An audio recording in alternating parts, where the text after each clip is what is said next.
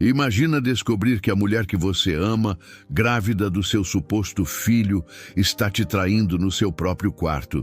E que isso é só o começo. Um marido dedicado, uma traição inimaginável e um detetive particular que revelou um segredo tão sujo que parece cena de filme. Mas é tudo real. Prepare-se para uma história de engano, reviravoltas e vingança silenciosa. Tenho 33 anos e minha esposa tem 27. Nos casamos há 6 meses, depois de 1 ano de namoro. Nos conhecemos online e, após alguns encontros, começamos um relacionamento sério e nos casamos rapidamente. Sou um nerd, e quando uma garota bonita e atraente demonstrou interesse por mim, disse que me amava, etc., fiquei cego de felicidade. Eu teria feito qualquer coisa por ela até aquele ponto, e ela sabia disso. Trabalho muito porque sou dono de um pequeno negócio, então viajo bastante, a trabalho. Eu praticamente nunca estava em casa durante a semana. Ganhava $150 mil por ano antes dos impostos, e ela não trabalhava. Ou seja, ela dependia 100% de mim para sobreviver. Ela é um pouco preguiçosa, mas achei que isso era porque eu meio que permitia. Ela nunca foi de fazer tarefas domésticas, cozinhar ou limpar, então não achei estranho que nada disso fosse feito, etc. 6 meses após o casamento, minha esposa me deu a notícia de que estava grávida. Eu estava fora da cidade, então precisei largar tudo o que estava fazendo para voltar no dia seguinte. Levei-a a uma clínica, onde confirmaram que ela estava grávida de 2 meses. Uma semana depois, voltei para a casa do escritório apenas para pegar algo que precisava para um trabalho. O carro da minha esposa estava na garagem, então sabia que ela estava em casa.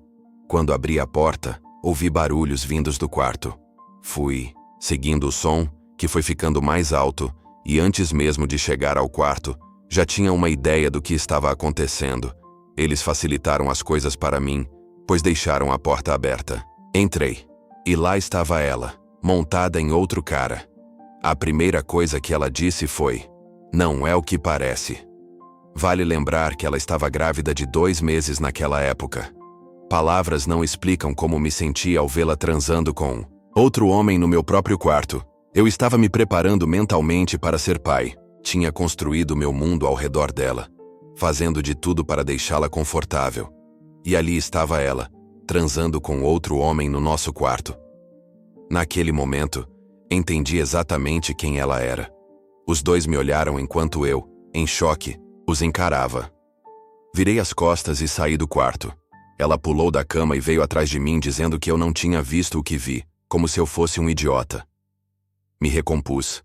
Peguei o que precisava e saí rapidamente. Antes de sair, virei e disse para ela que era melhor que tivesse ido embora quando eu voltasse. Eu estava um caco enquanto dirigia de volta ao trabalho. Minha cabeça estava em outro lugar. Tive sorte de não sofrer um acidente. Pensei em todas as vezes que ela disse que me amava e em como tudo era mentira. Honestamente, eu não tinha a menor ideia. Mas meu trabalho e a ausência constante ajudaram a criar espaço para ela fazer o que fez durante a semana. Ela representou muito bem o papel, e eu nunca suspeitei de nada. Ela queria que eu a sustentasse durante a gravidez e depois criasse o filho de outro homem. Minha esposa começou a encher meu celular de mensagens e recados de voz, mas eu não atendi. Quando cheguei ao escritório, liguei para um amigo, que esperou umas 2 horas e depois foi até minha casa. Meu amigo me contou que ela tinha saído, levando apenas o essencial. Então fui e troquei todas as fechaduras da casa. Descobri que ela estava na casa da família dela. Liguei para meu advogado e pedi para dar entrada nos papéis do divórcio. A coisa mais importante que ele me disse foi: fique de boca fechada. Não atenda ligações da família dela ou de amigos. E se amigos em comum ligarem, seja educado. Mas se o assunto for divórcio, simplesmente diga sem comentários e deixe ele falar por mim. Se eu tivesse reagido à família dela e etc., isso poderia ser usado contra mim. Eu poderia ter piorado muito a situação se não tivesse seguido o conselho dele. Felizmente, ele estava certo. Não que eu quisesse começar uma briga, mas eles poderiam começar algo comigo e depois me culpar. Combinamos por mensagem de texto quando ela viria buscar o que faltava.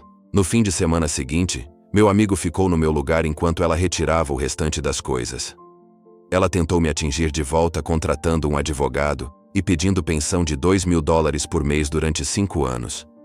Alegou que a gravidez era minha e que precisava de dinheiro para se sustentar, e ainda exigiu que eu a mantivesse no meu plano de saúde. Insano. Eu poderia ter ficado realmente furioso quando vi essa exigência na resposta dela. Mas ainda bem que foi meu advogado quem recebeu isso primeiro. Primeiro ele me contou sobre a situação, dizendo algo como: ela pode até achar que vai conseguir isso, mas não vai acontecer. Eu não tinha problema em dividir os bens que adquirimos durante o casamento, etc., porque só queria que ela saísse da minha vida. Mas eu não ia recompensá-la com uma pensão mensal por 5 anos, por causa do mau comportamento dela, continuar pagando o plano de saúde dela e ainda criar uma criança que obviamente não é minha. De jeito nenhum. Que ela procure todos os caras com quem dormiu para sustentá-la. Conversei com meu advogado sobre como evitar pagar pensão e todas essas outras coisas, porque eu não estava nem um pouco disposto a fazer isso. A preocupação dele era que ela não trabalhava. Eu ganhava $150.000 por ano antes dos impostos, então ela era totalmente dependente de mim para sobreviver. Obviamente, tentamos anular completamente a pensão, o que aconteceu. Mas a preocupação dele era que, se não conseguíssemos anular, teríamos que pelo menos reduzir muito, com base no que ela fez. Não é algo que esteja escrito em algum lugar, nem algo que se prove estatisticamente. Mas basicamente ele me disse que a maioria dos tribunais favorece a mulher. Ele tinha receio de que o advogado dela me pintasse como um facilitador e colocasse a culpa da traição em mim, dizendo que eu nunca estava em casa durante a semana, ignorando completamente o fato de que ficamos juntos por quase 1 ano antes do casamento e que esse meu trabalho não era novo. Eu já trabalhava com isso havia mais de 3 anos naquele ponto. A única diferença era que talvez eu trabalhasse 1 hora a menos por dia naquela época, mas ainda eram cerca de 60 horas por semana. E hoje, mais de 6 anos depois, costumo trabalhar de 60 a 80 horas semanais. Se eu não tivesse pegado ela no flagra, provavelmente ela estaria ainda mais encorajada agora. Supostamente esse foi o motivo pelo qual meu advogado entrou com tudo no processo. No fim, talvez tenha sido um pouco exagerado, mas sendo bem honesto, sou um cara de tecnologia, então confiei no que ele me falou. Ele é quem tinha a experiência. E claramente, não era qualquer um. Era um advogado com um histórico de vitórias, então ele sabia o que estava fazendo. Meu advogado queria provas da infidelidade para fortalecer meu caso no divórcio. Então recomendou que eu contratasse um detetive particular para reunir mais evidências que pudessem ser usadas em tribunal. Meu advogado o contratou em meu nome, mas fui eu quem pagou $6.200. Dizer que ele fez um bom trabalho seria pouco. Ele fez um trabalho excelente, tão bom que eu espero nunca tê-lo contra mim em uma situação parecida. Vale mencionar que ele também investigou a mim, não da mesma forma que fez com ela, mas apenas para garantir, para o bem do meu advogado, que eu não estava escondendo um caso ou algo parecido. Basicamente, se o divórcio acontecesse e eu não conseguisse provar que ela foi a causa do fim do casamento, eu teria acabado sustentando ela por alguns anos. Normalmente são cerca de 5. Mas, dependendo da situação, pode durar até ela se casar novamente. Hoje em dia, isso é bem raro, imagino. Não tenha um trabalho como o meu. Poucos dias depois de contratar o detetive particular, ele a flagrou saindo com o mesmo cara com quem a peguei na cama. Cometi um erro ao não cancelar o cartão de crédito ao qual ela ainda tinha acesso. Então, naquela noite, ela saiu com o amante e gastou cerca de $5.000. Os limites do cartão nem eram altos. Eu só os tinha para melhorar meu score de crédito e porque na época estava ganhando bem. Hoje já faz um bom tempo que opero só com dinheiro vivo. E talvez por isso tenha esquecido do cartão. 1 mês depois, o detetive descobriu que ela havia me traído durante todo o casamento. E até antes. Ele conseguiu localizar 2 caras com quem ela tinha se envolvido. E depois, dispensado. Eles concordaram em assinar declarações juramentadas para o advogado. Além disso, o detetive tirou 1 tonelada de fotos. Pelos depoimentos dos parceiros do caso, descobrimos que minha rotina de trabalho de 60 a 80 horas semanais se encaixava perfeitamente nos planos dela. Ela não traía nos fins de semana, e os namorados dela sabiam disso. Era tudo muito bem planejado. Quando o detetive conversou com os dois que ficaram irritados o suficiente para assinar as declarações, eles foram bem abertos quanto a isso. Você não ligava nem mandava mensagem para ela, a menos que ela mandasse primeiro, etc. O detetive particular foi o que me salvou. Ele conseguiu localizar antigos parceiros dela, e dois estavam revoltados o suficiente para assinar declarações juramentadas afirmando que ela me traiu, e que fazia isso conscientemente, tomando medidas para evitar que eu descobrisse. Acho que a pensão pode ser válida em alguns casos, como quando o homem ou a mulher ganha significativamente mais que o outro, ou quando um dos cônjuges não trabalha e eles foram casados por mais de 10 anos. Nesse caso, o cônjuge que não trabalha ou não ganha muito teria desvantagem no mercado de trabalho, por conta de um grande período de inatividade. A maioria dos empregadores preferiria contratar alguém que tenha trabalhado recentemente.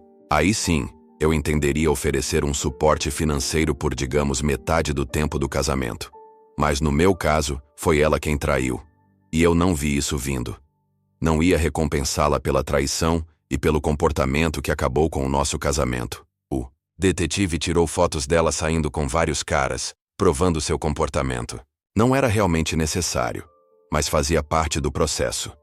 Ele investigou mais a fundo conversando com alguns deles, e dois, que se sentiram usados e depois descartados por ela, foram os que mais influenciaram a decisão do juiz. Eles não só afirmaram que estavam com ela durante o período em que estávamos casados, um deles inclusive já havia antes mesmo do nosso casamento, como também disseram que ela me enganava ativamente, que tinha combinado com eles de não ligar nos fins de semana quando eu estava em casa e de nunca aparecer na nossa casa, que só era para entrar em contato se ela ligasse primeiro, etc. Cerca de um mês depois de tê-la expulsado, o detetive particular descobriu, durante a investigação, que ela foi a uma boate e fez sexo em grupo com cerca de 10 caras nos fundos do local. Ela devia estar grávida de uns 3 meses naquela época. Basicamente, não tive contato com ela desde o momento em que a confrontei até o dia da audiência. Recebi ligações da família dela, ligações de assédio, diga-se de passagem. E o meu ex-sogro me ligou cerca de um mês depois que tudo foi finalizado, e ela perdeu, me acusando de ter arruinado a vida da filha dele. Deixei ele gritar, e então ofereci enviar uma cópia dos dados que o detetive particular tinha coletado, por meio do meu advogado. Ela, claro, contou uma versão em que eu era o vilão, que era eu quem estava traindo, que ela me pegou na cama com uma das amigas dela, etc. Ele concordou em ver o material. Meu advogado enviou os dados com os nomes dos caras ocultados, e ele me ligou de volta umas 2 semanas depois pedindo desculpas por ter gritado comigo. Depois disso, toda a família dela parou de entrar em contato. No fim das contas, o detetive foi quem descobriu tudo. Ele fez a investigação, e o advogado foi quem organizou tudo legalmente para ser apresentado no tribunal. Segundo meu advogado na época, os tribunais quase sempre favorecem a mulher, especialmente quando há crianças envolvidas, o que eu até entendo. Então, eu tive sorte de escapar dessa. Mas ele me disse claramente: vamos ter que provar, além de qualquer dúvida, que ela foi a causa do divórcio para conseguir reduzir ou eliminar a pensão. Felizmente, com a ajuda do detetive e de algumas pessoas que ela irritou ao longo do caminho, conseguimos isso. Eu ainda faço piadas sobre advogados, mas, sinceramente, eles valem cada centavo. E mais. Agora, nunca faria piada sobre um bom detetive particular. Ele encontrou coisas que eu nunca soube durante o casamento. Durante o divórcio, não busquei compensação pelos danos no cartão de crédito. Eu ganhava bem. Na época, cerca de $150 mil por ano antes dos impostos. Hoje são 250 mil. Então simplesmente paguei a fatura e considerei aquilo um erro meu, por não ter cancelado o cartão. Legalmente eu era responsável pelas despesas, e processá-la por isso não valeria a pena. Nunca veria esse dinheiro. Basicamente, eu só queria me livrar dela. Por isso deixei que ela levasse suas coisas, a maioria dos presentes de casamento e até os bens que eu comprei para ela. Queria ela fora da minha vida e os lembretes do nosso casamento fora da minha casa. A única coisa que eu não queria era pagar $2.000 por mês durante uns 5 anos, como meu advogado disse que era a média nesses casos, ou ter qualquer envolvimento com o filho que ela estava esperando.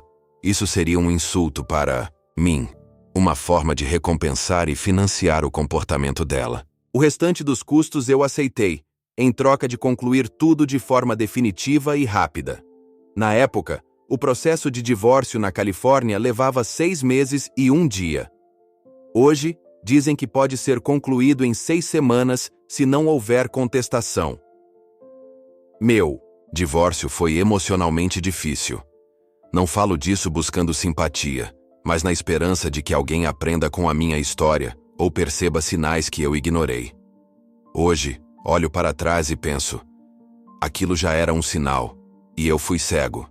Ainda, reflito sobre tudo isso. Conheço pessoas que parecem gostar de alimentar o conflito e até curtir quando as coisas pioram. Eu só queria sair daquela situação. No momento em que a peguei, passei de trabalhar duro por nós para trabalhar duro por mim. E isso, no fim, foi positivo. Ganhei mais tempo para mim mesmo. Talvez teria sido mais tentador reagir. Todo o processo com advogado custou cerca de $12.000, ou o equivalente a 6 meses de pensão. Meu advogado disse que eu teria que pagar pensão por uns 5 anos. Então economizei bastante, sem dúvida. Poderia ter sido até mais longo, dependendo da decisão do juiz. Ela não recebeu os $2.000 por mês. O juiz viu tudo na audiência final e tomou a decisão. Desde então, nunca mais a vi. Mas sei que ela está no Arizona, porque tentou usar meu nome para conseguir crédito lá 3 vezes. Não sei se ela decidiu levar a gravidez adiante, mas tenho certeza de que o filho não era meu. Provavelmente estava tentando me fazer criar o filho de outro homem. Fui enganado, e admito isso. Não nego minha parte nisso. Acho que, a cada dia que ela vive, fica mais difícil para ela. Ela não me conhece mais, mas sabe que tinha tudo em mãos. E perdeu. Continuei com minha vida, fazendo meu negócio crescer e aumentando minha renda. Talvez ela saiba disso, talvez descubra por conhecidos em comum. Não pergunto a eles. Sim, ela me machucou. Sim, tentou me insultar pedindo dinheiro como recompensa. Não conseguiu. E eu sigo em frente. Acho que isso é uma punição maior do que a morte. Morrer seria fácil demais para alguém como ela. Muita gente acha que eu deveria ter reagido diferente quando os peguei na minha cama e não ter simplesmente saído da casa. Eu entendo o que dizem. Eu estive lá. Também pensei nisso. Mas depois percebi que o melhor foi ter virado as costas e saído, em vez de começar uma briga ou pior. Poderia facilmente ter partido para a violência. Sou o primeiro a admitir. Fui enganado. E quanto mais penso, mais acho que ela nunca me amou. Eu era apenas um bilhete premiado para ela. Eu mesmo oferecia a situação perfeita. Nunca voltava para casa durante a semana, e quando voltava só queria dormir. Ela só precisava estar em casa antes de mim e fingir que estava dormindo. E como sou o tipo que sempre mantém o parceiro informado, ela sempre sabia quando eu estaria em casa. Fui manipulado e caí direitinho. Só fico grato por o teste de DST que fiz 2 dias depois de pegá-la ter dado negativo.